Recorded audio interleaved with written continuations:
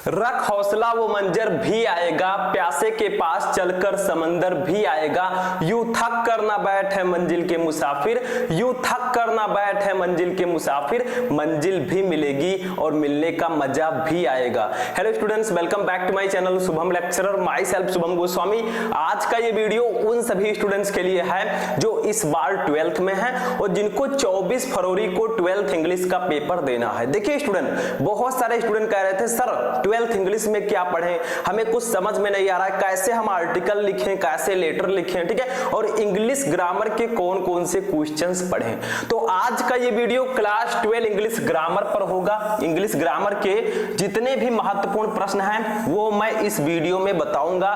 तो ले लीजिए कॉपी और पेन और बैठ जाइए हमारे साथ, क्योंकि जो मैं बताता हूं वो बच्चों को बहुत अच्छे से समझ में आ जाएगा और आपको भी आएगा और एग्जाम में ये बहुत ही हेल्पफुल होंगे। देखिए स्टूडेंट, इस वीडियो में मैं आपको 12th इंग्लिश ग्रामर के जो 8 टॉपिक हैं, ठीक है, 8 टॉपिक्स एक ही वीडियो में मैं पढ़ाने वाला हूं, क्योंकि अब आपके पास ज्यादा समय नहीं है। इस वीडियो में हम direct and indirect narration, synthesis, transformation, syntax, idioms and phrases, antonyms, synonyms, one word substitution, इन सभी टॉपिक के दो क्वेश्चन पढ़ेंगे ताकि आपका एक प्रैक्टिस हो सके और जब आप बोर्ड एग्जाम देने जाएं तो बहुत ही आसानी से उसका आंसर लिख सकें। तो चलिए आज के इस इंटरेस्टिंग वीडियो को स्टार्ट करते हैं। वीडियो को लाइक कर दीजिएगा, चैनल पर नए चैनल को भी सब्सक्राइब कर लीजिएगा ताकि सभी वीडियो आपको टाइम से मिलते रहे। तो देखिए हम क्या पढ़ेंगे, क्लास 12 इंग्लिश के जितने भी इंपॉर्टेंट क्वेश्चन हैं बस इन प्रश्नों को पढ़ लो। देखिए क्वेश्चंस जो मैं बताऊंगा उसको आप पढ़ लेंगे और अब की बार हमारा टारगेट है कि जैसे हमने हिंदी में 100 में 95 प्लस करके हम आए हैं, वैसे ही इंग्लिश में भी हम लेकर आएंगे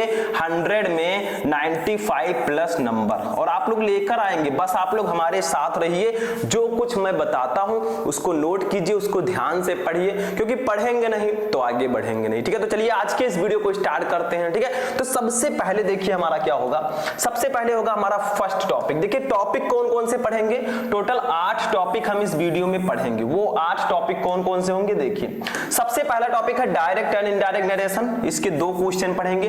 फिर synthesis of sentences 2 question, transformation of sentences 2 question, फिर सिंटैक्स पढ़ेंगे 2 क्वेश्चन, आइडियम्स एंड फ्रेजेस और एंटोनिम, सिनोनिम्स एंड एटलीस्ट हम पढ़ेंगे वन वर्ड सब्स्टिट्यूशन। यानी कि टोटल 8 टॉपिक हैं, एक टॉपिक के हम 2 क्वेश्चन पढ़ेंगे।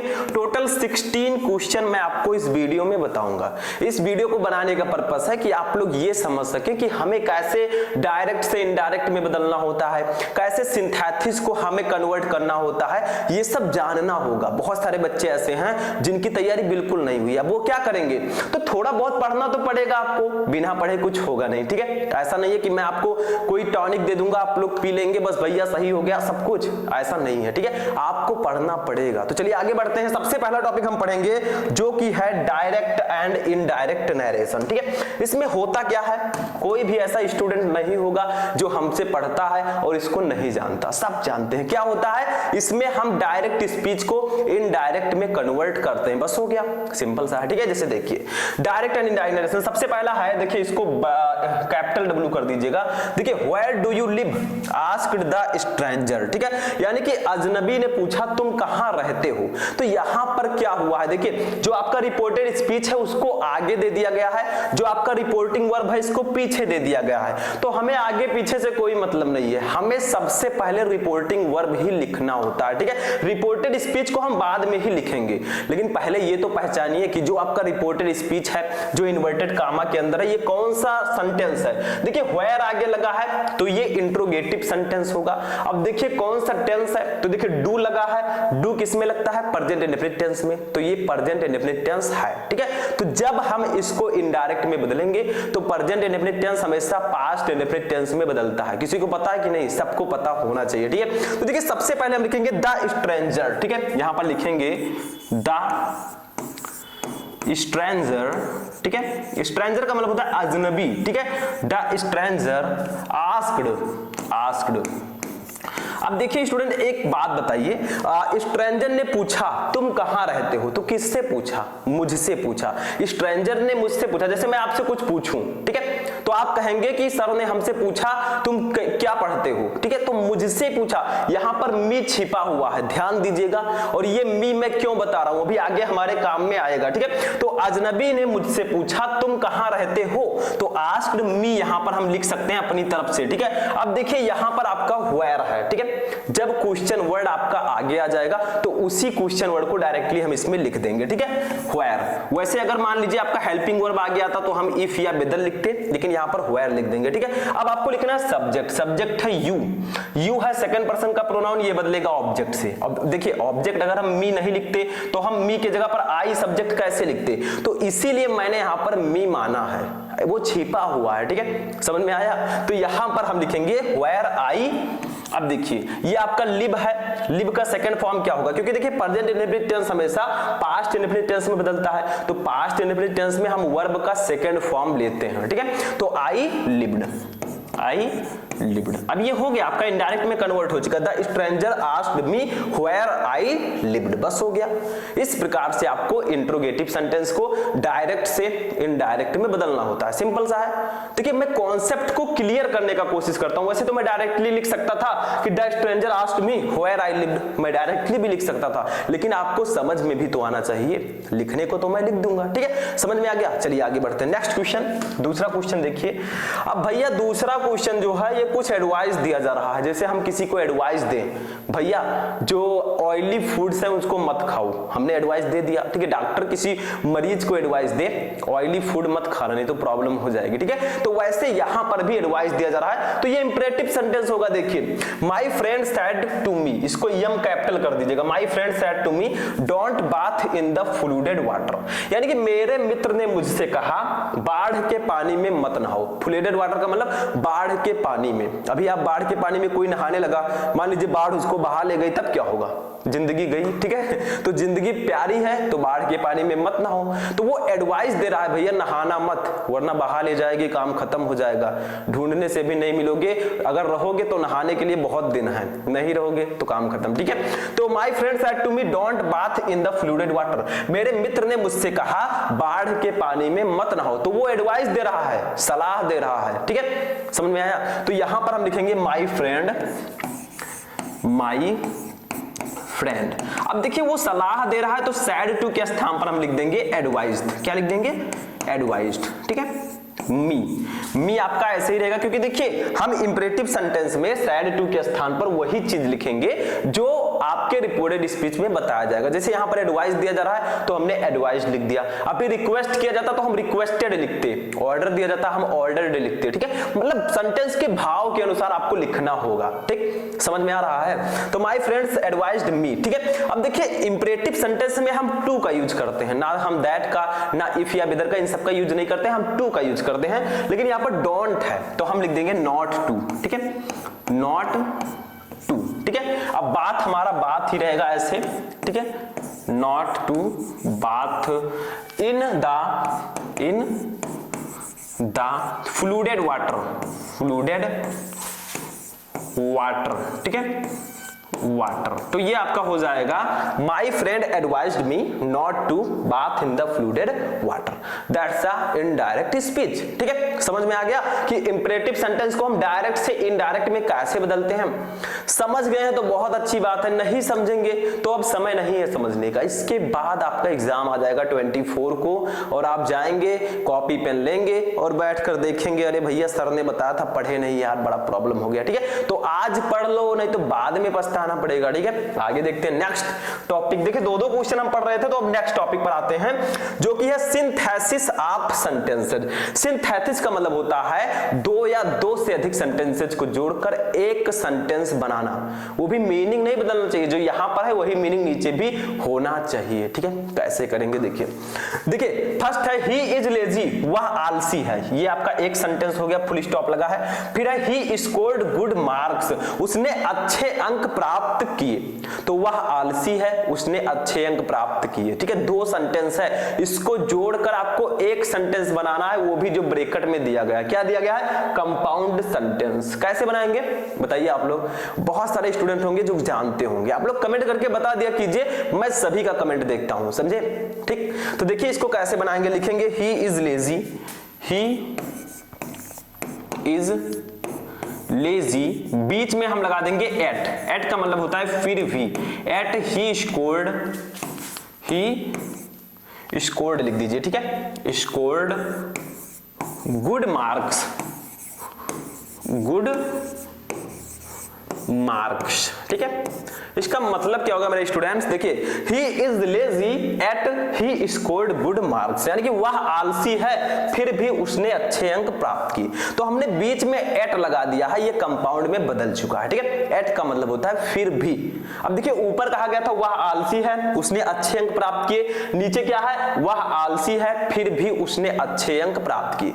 दोनों का मीनिंग सेम है, दैट्स अ सिंथेसिस, ठीक है। और इसको मैंने कंपाउंड सेंटेंस में भी कन्वर्ट कर दिया, हो गया। कोई प्रॉब्लम तो नहीं है? प्रॉब्लम होगा तो कमेंट करके बताइएगा, क्योंकि हर प्रॉब्लम का सॉल्यूशन है हम। माय नेम इज शुभम, ठीक है, समझे। चलिए आगे बढ़ते हैं, डायलॉग था। देखिए तीसरा, इसका दूसरा क्वेश्चन देखिए क्या है स्टूडेंट, देखिए run quickly you will miss the train, इसको ट्रेन कर दीजिएगा मेरे स्टूडेंट, ट्रेन TRAIN, ट्रेन, ठीक है। तो रन क्विकली, तेजी से दौड़ो, you will miss the train, तुम्हारी ट्रेन छूट जाएगी। तो तेजी से दौड़ो, तुम्हारी ट्रेन छूट जाएगी। अब भैया हैं बैग वैग लेकर गए हैं स्टेशन पर, ठीक है। अब वो बैग लेकर दौड़ेंगे, कितनी तेजी से दौड़ सकते हैं? तो कोई कह रहा है तेजी से दौड़ो वरना तुम्हारी ट्रेन छूट जाएगी, ठीक है। समझ में आया? एक मैं एग्जांपल ले रहा हूं, ठीक है, समझ में आया। तो इसको कैसे बनाएंगे, इसको बदलना है कंपाउंड सेंटेंस में, इसको भी बदलना है। कैसे बदलेंगे चलिए देखते हैं। लिखिए रन क्विकली, रन, देखिए रन क्विकली, ठीक है। और लिख दीजिए, और you will miss the train, ठीक है। इसका मतलब क्या होगा मेरे स्टूडेंट्स, देखिए रन क्विकली, तेजी से दौड़ो, और अन्यथा you will miss the train, तुम्हारी ट्रेन छूट जाएगी। तो तेजी से दौड़ो अन्यथा तुम्हारी ट्रेन छूट जाएगी, ठीक है। दोनों का मीनिंग सेम है ना, ऊपर भी सेम था नीचे भी सेम है, दैट्स अ सिंथेसिस। समझ में आ गया? कोई प्रॉब्लम तो नहीं है? देखिए बहुत सिंपल मैं बता रहा हूं, ऐसे ही एग्जाम में आएंगे, आपको सॉल्व करना होगा। आपको 2 दिए जाएंगे, एक ही करना होगा। जैसे डायरेक्ट एंड इनडायरेक्ट 2 दिए जाएंगे, एक सॉल्व कीजिए। सिंथेसिस 2 दिया जाएगा, एक सॉल्व कीजिए। लेकिन जब आप पढ़े रहेंगे तभी तो सॉल्व कर पाएंगे, नहीं पढ़े रहेंगे तो नहीं जान पाएंगे, ये समझ लीजिए, ठीक है। आगे देखिए नेक्स्ट टॉपिक देखते हैं क्या है। थर्ड टॉपिक है हमारा ट्रांसफॉर्मेशन ऑफ सेंटेंसेस। ट्रांसफॉर्मेशन का मतलब क्या होता है बताइए? ट्रांसफॉर्मेशन का मतलब होता है सेंटेंसेस को ट्रांसफॉर्म करना। जैसे सिंथेसिस है वैसे ही लगभग ये भी है। देखिए क्या है, every parents loves his children, यानी कि हर माता पिता अपने बच्चे से प्यार करता है, ठीक है। हमारे माता पिता भी हमसे करते हैं, आपके पेरेंट्स भी आपसे प्यार करते हैं, बहुत ज्यादा, ठीक है। तो सबके माता पिता सबसे प्यार करते हैं अपने बच्चों से, ठीक है, समझ में आया? तो every parents loves his children, हर माता पिता अपने बच्चे से प्यार करता है। इसको इंट्रोगेटिव सेंटेंस में बदलना है, इसको सेंटेंस कर दीजिएगा, ठीक है। इंट्रोगेटिव सेंटेंस में आपको कन्वर्ट करना है। कैसे करोगे? आपको इंट्रोगेटिव में तो कन्वर्ट करना है, बट इसका मीनिंग भी नहीं बदलना चाहिए, मीनिंग सेम रहना चाहिए, ठीक है। मतलब जो ऊपर कहा गया है वही नीचे भी होना चाहिए। तो every parents loves his children, हर माता पिता अपने बच्चे से प्रेम करता है। तो इसको लिखेंगे हम, कैसे बदलेंगे?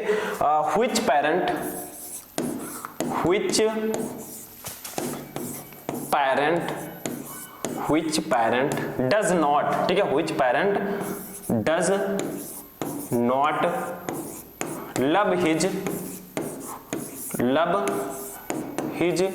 children, ठीक है।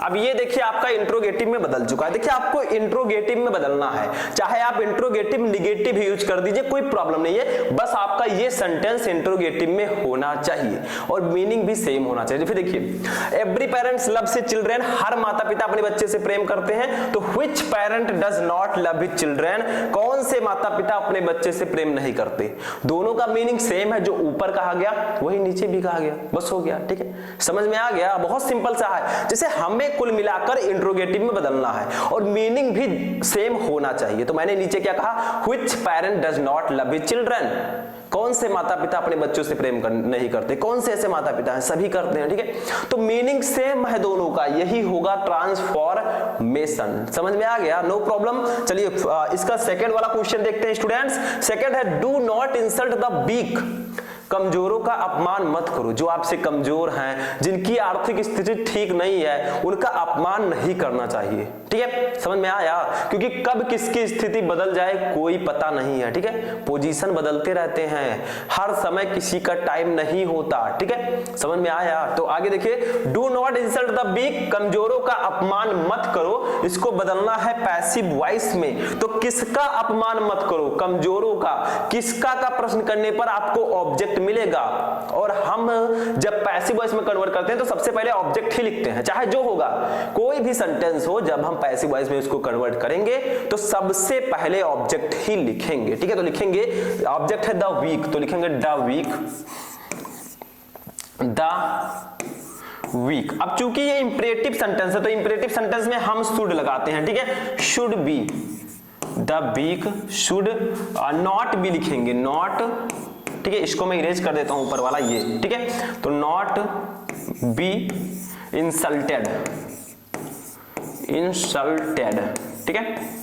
तो ये आपका पैसिव वॉइस हो जाएगा। पहले हमने ऑब्जेक्टिव लिखा द वीक, फिर ये इंपरेटिव सेंटेंस है तो हमने शुड बी हम यूज करते हैं, लेकिन नेगेटिव है तो शुड नॉट बी इंसल्टेड हो जाएगा, ठीक है। बस ये आपका पैसिव वॉइस में कन्वर्ट हो चुका है। समझ में आ गया, नो प्रॉब्लम। मतलब आपको क्या करना है, इंपरेटिव सेंटेंस को पैसिव वॉइस में कन्वर्ट करना है। तो do not insult the weak, तो इसका हो जाएगा the weak should not be insulted, बस हो जाएगा। इंसल्ट का थर्ड फॉर्म हमें यूज कर देना है, क्योंकि पैसिव वॉइस में हम हमेशा थर्ड फॉर्म का ही यूज करते हैं, सबको पता होगा, ठीक है। समझ में आ गया। चलिए आगे बढ़ते हैं, नेक्स्ट क्वेश्चन। अब हमारा नेक्स्ट टॉपिक ही आ जाएगा जिसका नाम है सिंटैक्स। सिंटैक्स का मतलब क्या होता है, मतलब सेंटेंस आपको दिया रहेगा, सेंटेंस में गलतियां रहेंगी, बस उसी को सही कीजिए, दैट्स अ सिंटैक्स, ठीक है। सिंटैक्स का मतलब होता है करेक्शन ऑफ सेंटेंसेस। जैसे हमने हिंदी व्याकरण में पढ़ा था वाक्य संशोधन ना, वाक्य संशोधन, वैसे ही ये भी होता है। उसमें हमें हिंदी का वाक्य दिया रहता था, उसमें गलती रहती थी, उसको सही करना होता था। इसमें इंग्लिश का सेंटेंस दिया रहेगा, उसमें गलती रहेगी, उसको सही करिए, बस हो गया सिंपल, ठीक है। तो देखिए यहां पर है ये मैन इज मोर्टल, यानी कि आदमी नश्वर है, ठीक है। समझ में आया। तो यहां पर गलती क्या है, देखिए मैन के आगे हम ए नहीं लगाएंगे क्योंकि सभी आदमी नश्वर है, एक आदमी नहीं सभी आदमी। तो हम लिखेंगे मैन इज मोर्टल, ए हटा देंगे मेरे स्टूडेंट्स, तो मैन इज मोर्टल, ठीक है, मोर्टल। अब ये आपका बिल्कुल सही होगा, तो that's a wrong, that's a right, ठीक है। समझ में आया। तो मैन के आगे ए का यूज नहीं करेंगे, ये समझ लीजिए, ठीक है, गलती थी। आगे देखिए नेक्स्ट टॉपिक, नेक्स्ट क्वेश्चन है one should do his duty, यानी कि सभी को अपने कर्तव्य का पालन करना चाहिए। जितने भी लोग हैं वो ड्यूटी कर रहे हैं तो अपने कर्तव्य का पालन करो ना। तो one should do his duty, सभी को अपने कर्तव्य का पालन करना चाहिए। तो देखिए वन के साथ हमेशा अपने की अंग्रेजी वंस लगती है, हिज का यूज हम नहीं करते। ये क्वेश्चन कई प्रकार से आ सकता है, ठीक है। तो लिखेंगे वन शुड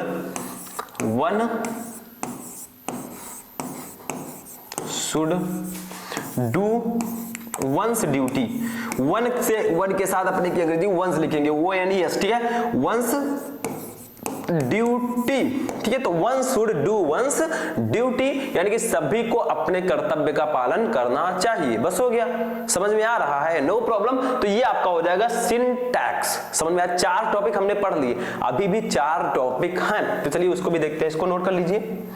नोट हो गया स्टूडेंट। चलिए नेक्स्ट टॉपिक देखते हैं क्या है। देखिए नेक्स्ट टॉपिक हमारा है आइडियम्स एंड फ्रेजेज। देखिए आइडियम्स एंड फ्रेजेज क्या होता है, इसमें हमें क्वेश्चन दिया रहेगा, उसका आपको मीनिंग लिखना है और उसको सेंटेंस में यूज करना है। जैसे देखिए मैंने पहले भी आपको बता चुका हूं, ठीक है। तो देखिए जैसे at every step, idioms and phrases का मतलब क्या होता है, इसका मतलब होता है मुहावरे एवं लोकोक्तियां। जैसे हम हिंदी में पढ़ते थे मुहावरे एवं लोकोक्तियां, उसमें क्वेश्चन रहता था, हमें अर्थ लिखकर वाक्य प्रयोग करना होता था। वैसे इंग्लिश में भी हमें करना है, क्वेश्चन दिया गया है, इसका मीनिंग लिखिए और इसको सेंटेंस में यूज कीजिए, मतलब इंग्लिश में सब कुछ, ठीक है। देखिए एट एवरी स्टेप का मतलब होता है ऑलवेज, ऑलवेज का मतलब क्या होता है, हमेशा, ठीक है। तो एट एवरी स्टेप का मतलब हमेशा होता है, तो इसको इसका मीनिंग होगा ऑलवेज। अब इसको हम इसका सेंटेंस में यूज करेंगे I face I face troubles at every step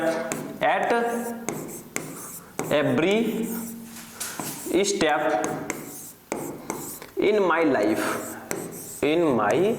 ठीक है, लाइफ में यहीं पर लिख देता हूं। तो इसका मतलब क्या होगा, देखिए, I face troubles at every step in my life, यानी कि मैं अपने जीवन में हमेशा परेशानियों का सामना करता हूं। ठीक है, सभी लोग करते हैं, जैसे हमारे जिंदगी में भी कभी खुशी कभी गम। ठीक है, समझ में आया? वैसे ये भी कह रहे हैं कि I face troubles at every step in my life, यानी कि मैं अपने जीवन में हमेशा परेशानियों का सामना करता हूं। ठीक है, तो यहां पर आपको एट एवरी स्टेप का मीनिंग लिखना है always. I face troubles at every step in my life, यानी कि जो आपका क्वेश्चन है वो इस सेंटेंस में आना चाहिए। देखिए यहां पर आ गया एट एवरी स्टेप। ठीक है, बस ये आपका सेंटेंस में यूज हो चुका है। समझ में आया? सिंपल सा है। ठीक है, तो ऐसे आपको मीनिंग लिखकर सेंटेंस में यूज करना होता है। ऐसे दूसरा देखिए हमारा क्या है, दूसरा हमारा है बाई हुक्स और बाई क्रुक्स। ठीक है, इसका मतलब क्या होगा, बाई हुक और बाई क्रुक, इसका मतलब होता है किसी भी प्रकार से। ठीक है, बाई एनी वे, इसका मतलब हम लिख सकते हैं बाई एनी वे, बाई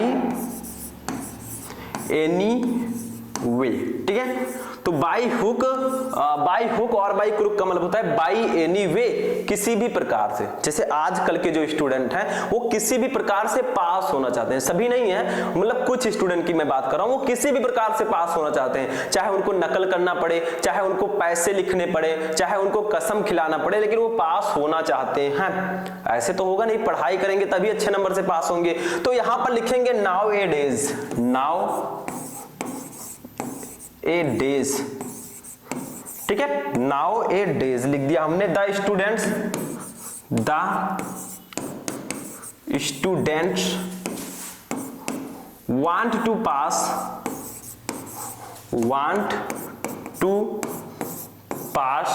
ठीक है, बाई हुक और बाई क्रुक, बाई हुक और बाई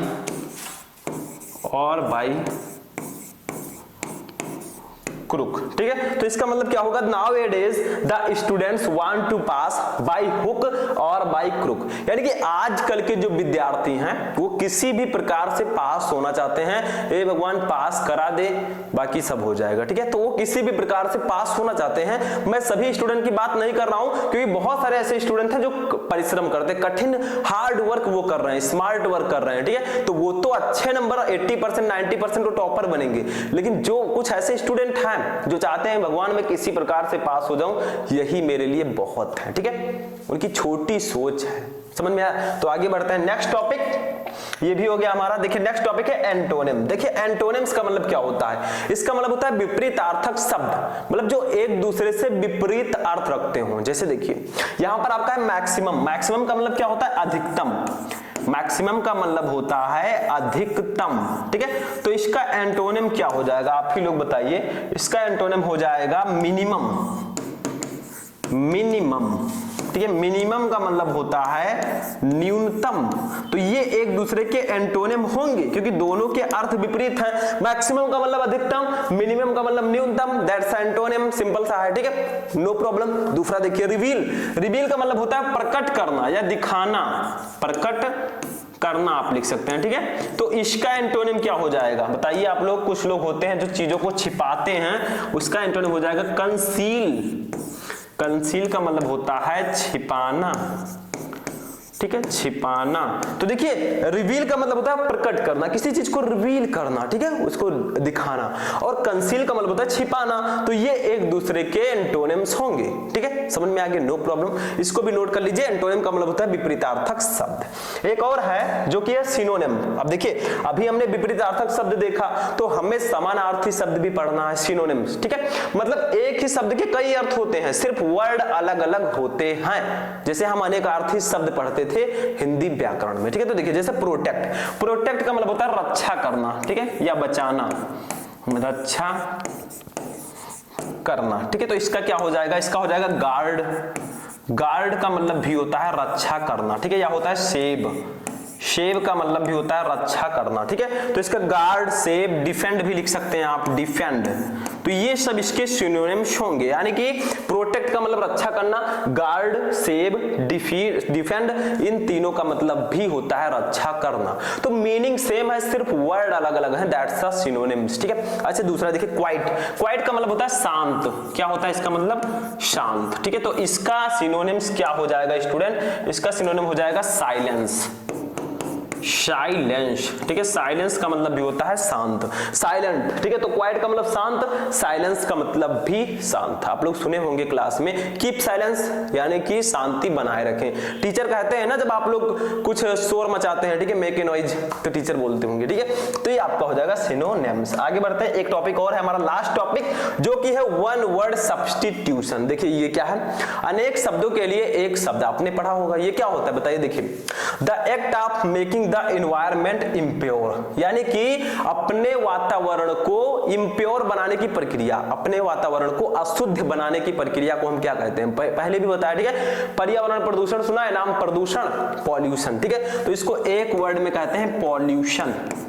पॉल्यूशन का मतलब होता है प्रदूषण, ठीक है। तो the act of making the environment impure, यानी कि वातावरण को अशुद्ध बनाने की प्रक्रिया, उसको हम कहते हैं पॉल्यूशन यानी कि प्रदूषण, ठीक है। आगे देखिए दूसरा हमारा है a place where dead bodies are kept, यानी कि ऐसी जगह जहां मृत शरीरों को रखा जाता है, यानी कि डेड बॉडीज को रखा जाता है। क्या बोलते हैं उसको? मुर्दा घर बोलेंगे, ठीक है। तो मॉर्च्योरी, इसका हो जाएगा मॉर्च्योरी।